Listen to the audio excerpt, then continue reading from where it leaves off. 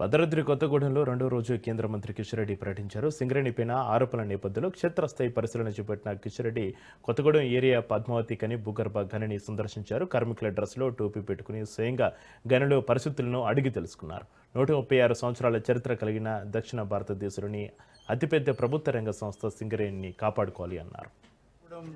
లో పర్యటనలో భాగంగా PVK5 under ground coal mine ఈరోజు విజిట్ చేయడం జరిగింది. ఈ యొక్క కోల్ మైన్ చాలా పురాతనమైనటువంటి కోల్ మైన్. ఇంకా ఈ మైన్ లో అద్భుతంగా కోల్ ఉత్పత్తి చేసి దేశానికి మన తెలంగాణకు ఎంతో ఉపయోగంలో తీసుకొస్తున్నారు. ఇక్కడ కార్మికులతో కలిసి మాట్లాడడము, ఈ యొక్క అండర్ గ్రౌండ్ కోల్ మైన్ లో ఉన్నటువంటి సౌకర్యాలు ఏ రకంగా ఉన్నాయి, ఏ రకంగా మైనింగ్ జరుగుతూ ఉంది, వీటన్నిటి పట్ల కార్మికులను కలిసి తెలుసుకునేటువంటి ప్రయత్నం చేస్తా ఉన్నాం. అందులో భాగంగానే విజిట్ చేయడం జరిగింది. ముఖ్యంగా సింగరేణికి సంబంధించి అద్భుతమైనటువంటి 136 సంవత్సరాల చరిత్ర ఉంది.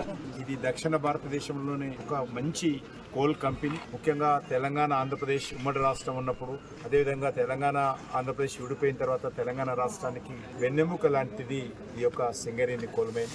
దీన్ని ఇంకా మనము చాలా పెద్ద ఎత్తున ఇక్కడ ఉన్నటువంటి ప్రజలకు ఉపయోగపడే విధంగా, ఉపాధి అవకాశాలు మెరుగుపడే విధంగా చర్యలు తీసుకోవాల్సినటువంటి అవసరం ఉంది. దీనిని పూర్తి స్థాయిలో మరి రానున్న రోజుల్లో మరింత మెరుగైనటువంటి పరిస్థితులు కల్పించాలి. కార్మికులకు కూడా మేము ఈ మధ్యలో దేశవ్యాప్తంగా ఏ రకమైనటువంటి ఇబ్బందులు లేకుండా అండర్ గ్రౌండ్ కోల్ మైన్ కానీ, ఓపెన్ కాస్ట్ మైనింగ్ కానీ ఏ రకమైనటువంటి ప్రమాదాలు జరగకుండా చూస్తూ ఉన్నాము. సాధ్యమైనంత వరకు నూతన టెక్నాలజీ అత్యంత ప్రాధాన్యత ఇచ్చి ఎక్విప్మెంట్స్ కానీ, టెక్నాలజీ కానీ ఉపయోగించాలనేటువంటి విషయం అన్ని కంపెనీలకు కేంద్ర కోల్ మినిస్ట్రీ చెప్పడం జరిగింది.